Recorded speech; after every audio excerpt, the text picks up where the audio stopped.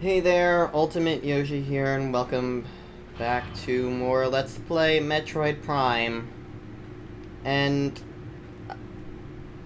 I'll be honest, I really don't care if this dates the episode extremely, because something really big just happened. Like, really big. You heard me talking about how this was being recorded in July, right? Yeah, that thing just happened. Wada's dead.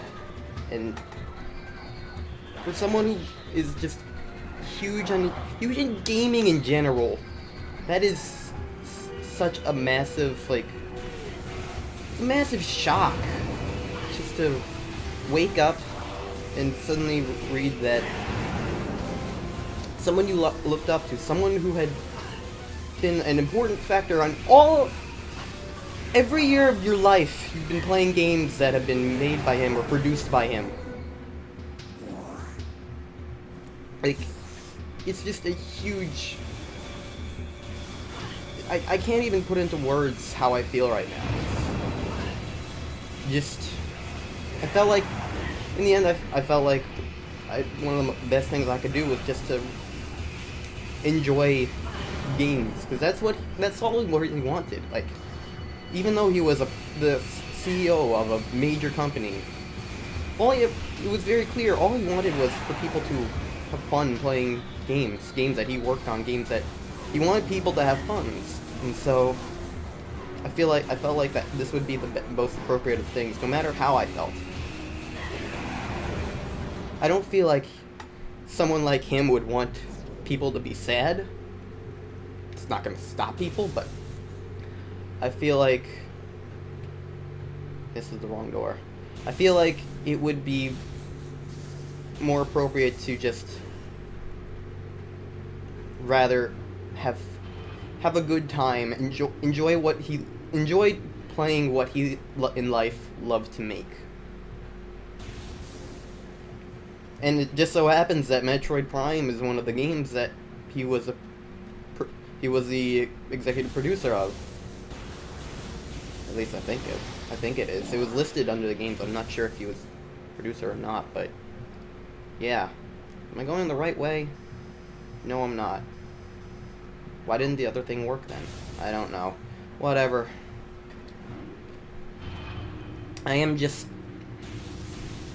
It's so reeling to me. It's like, this is probably going to be the topic of the episode. I do not care if this dates it in any way.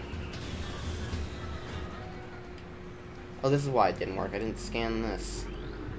I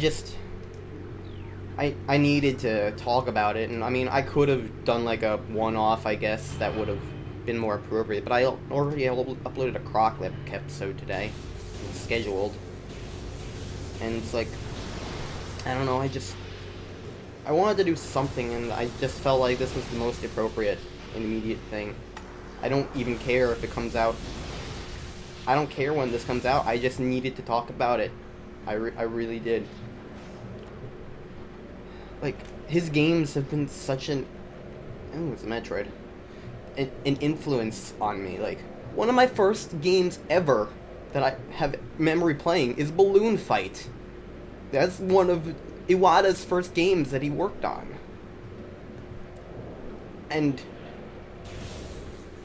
yeah, it's like I remember a couple of episodes ago I was talking about NES games I had played, and I didn't mention Balloon Fight. I actually completely forgot about it, but I definitely played it. I loved Balloon Fight. It was... Oh.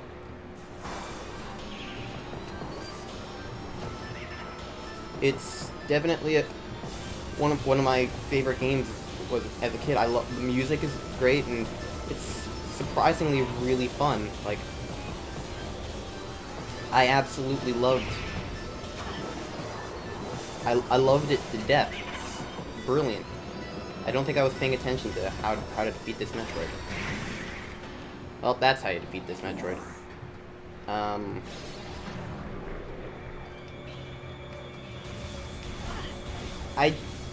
remember loving.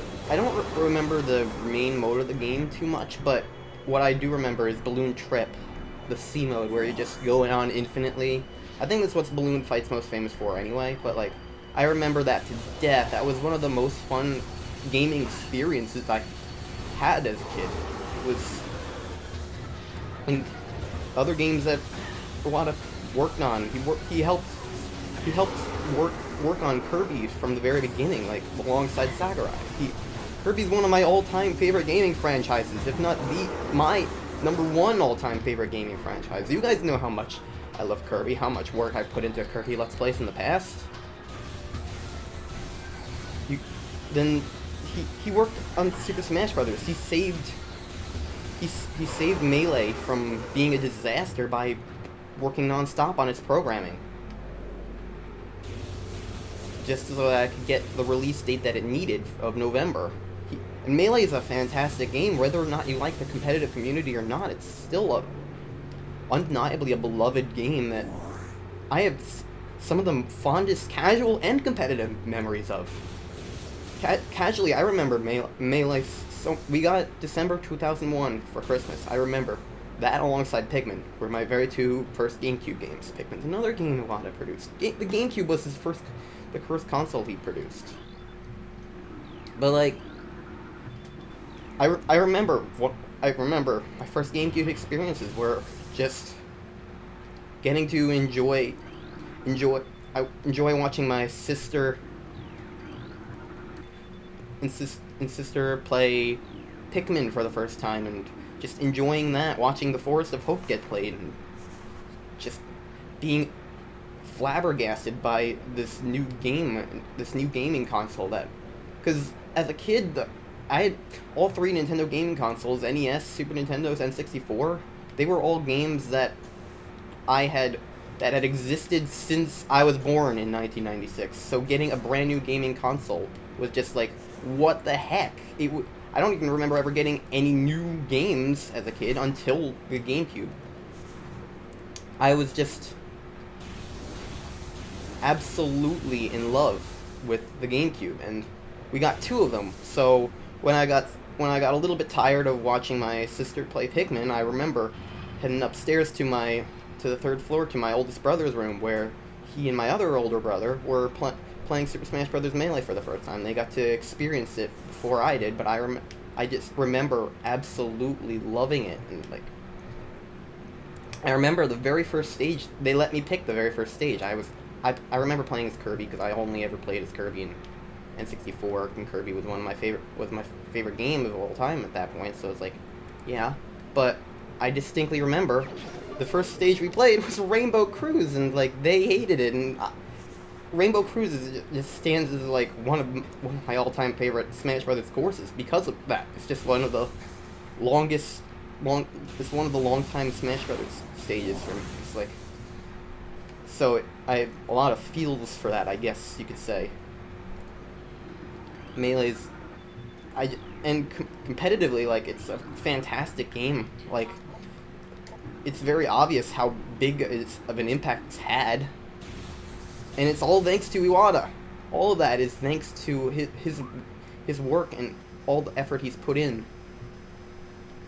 And it's fantastic. He worked on Animal Crossing. I have extremely fond memories of playing that game for the first time on the GameCube. Like, I loved it on the GameCube. Animal Crossing was a fantastic game. And New Leaf was great. I mean, it's not really a genre for me anymore. I can't say I'm gonna be getting any more, but I still respect the time that I had to play. And I just... It was a huge game for me, Animal Crossing. And just the GameCube, Iwata's the system that came out, the first system that Iwata ever worked on, really, like, is my all-time favorite gaming console of. It just has some of my all-time favorite games ever. Paper Mario, Thousand Year Door, Legend of Zelda, Four Swords Adventures, Pikmin 2 even, and I have so many fond memories, and it's all thanks to Iwata, and it's just, I'm just having such a hard time dealing with the knowledge now that he's gone. I, I don't, I, I don't know, it's just, it's a really big deal to me. And this is a GameCube game that I'm playing right now. I can add this to a list of the reasons why I love the GameCube. This game was a GameCube game. I mean, yes, I'm playing it on the Wii U under a Wii re-release, but still, it doesn't change the fact this is a GameCube game through and through.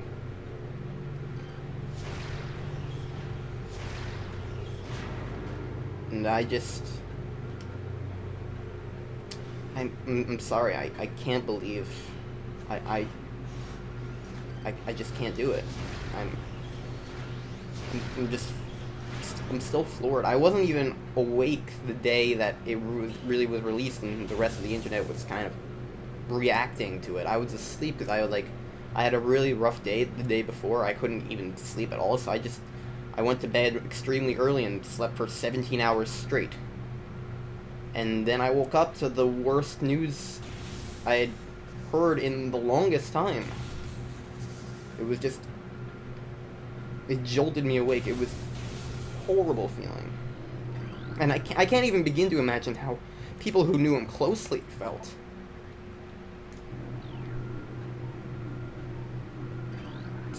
Like, he had an extremely close relationship with a lot of people at Nintendo. Like, and not just Nintendo, basically the entire gaming industry. All of Nintendo's rivals, all the third parties, everything is just really respecting the impact that he's had and how important he is and how important he was.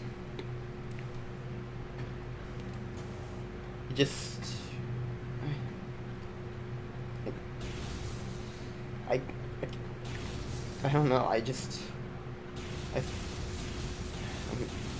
I'm sorry if this is gonna be a really bad episode. I don't care. I really don't. I wanted to do this the way that I knew I would get upset, but I don't care. I wanted to do it this way because I felt like it was just the most. It was. I can't talk. I can't think. I don't know how to get back up there.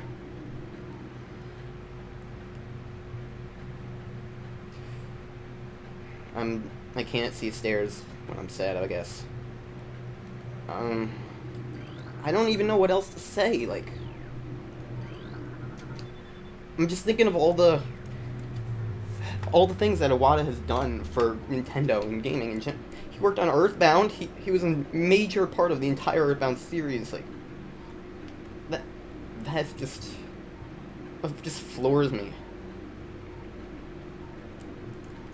And Earthbound was one of my childhood games. Like, it's my oldest brother's favorite game of all time, and it's one of my favorite games of all time too. I absolutely love it. I never have beaten it. I should go back and beat it. I should do that. Because now's the perfect time to go back and play it again. I remember I was the worst at games as a kid, so I always used to love watching brothers or cousins play games. It's basically what's the first Let's Plays I guess I ever watched were from was not technically on video, just watching other family members play games. Thermal visor required.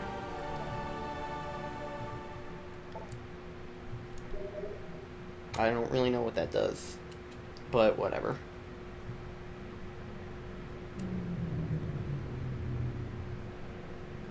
But it's like... Ooh. That's interesting. I just Earthbound was one of those games that I just couldn't play well, so I just watched my oldest brother play it and take care of it and just have so much fun.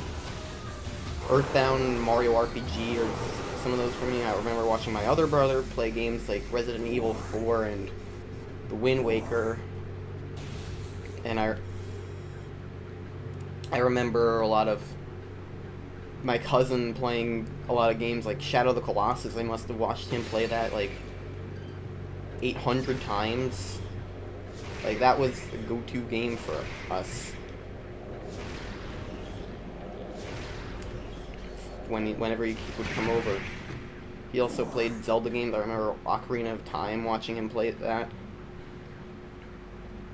But when it came to Earthbound, like, I remember, like, there was a time when I just wanted to watch my older brother play that game again, because there was this time period when I was sick. It was 2008, I think, when I got sick with Lyme disease for 2 years, and I had to get homeschooled. So I was basically lying on the couch, not doing too much. And I remember Earthbound was a game that I wanted to watch my oldest brother play, and then he was like, "Why don't you play it?" And he was kind of like, "I'm not gonna play more until you play it up to that same point."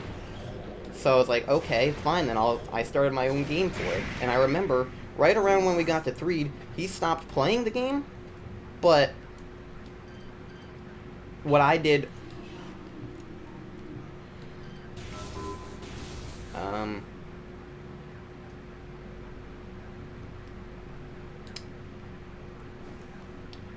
was I just kept playing. It was kind of like a trick. He kind of like tricked me into playing it and just getting to experience it for myself, and that was great. Aha.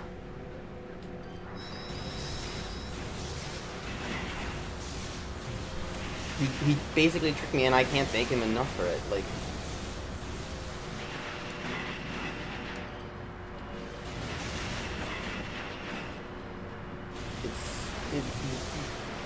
it's such a big deal for me, and I still can't really put it into words. I'm glad I did this, though, because I feel like I've calmed down more. I was legitimately just crying earlier because it was just such an emotional thing to just wake up to. I am doing horribly against these things. There we go. The doors have been unlocked. Does that mean the lights are back on? No.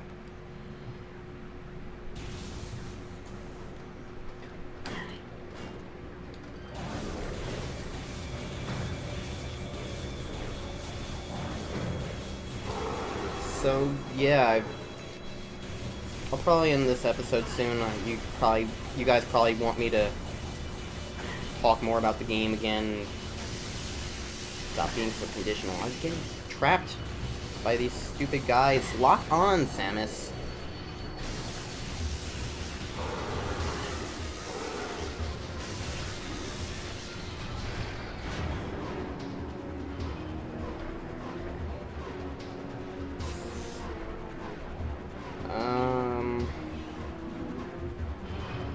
Yeah. I don't know what to do now. I think I've run out of things to say. I still can't really, like, with all the Nintendo Directs that he's been in, I can't help but wonder, like, what the future of Nintendo is going to be like. Like, not just in the company thing. I have no doubt in my mind that the company itself is going to do fine. Like, whoever they get as the new CEO of both Nintendo Japan and Nintendo of America, it's like, I'm sure they'll do a fine job. But what I'm wondering about is, what about the more social part of Nintendo? Like, what's going to happen to a lot of asks? What's going to happen to Nintendo Directs? He's not going to be there to give us presentations directly to us anymore. I guess all that can be said is, no matter what happens, we'll just have to understand. And hey, by the time this video goes up, we might have gotten our answer even. I mean, Nintendo Directs are usually like every 2 months or so. The last one was technically June E3, so probably by August there'll be something. Do I still need to have this on? No, I don't. Okay.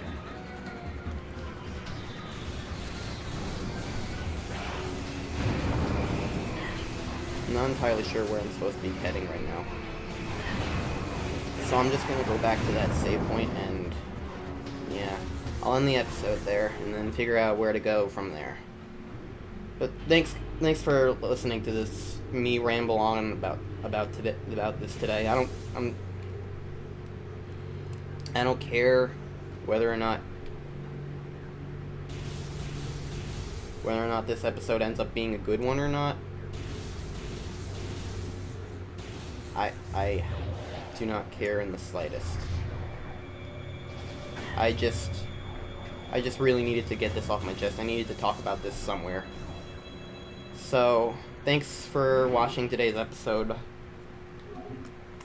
And I'll see you guys the next time for when we continue Metroid Prime. See you guys then.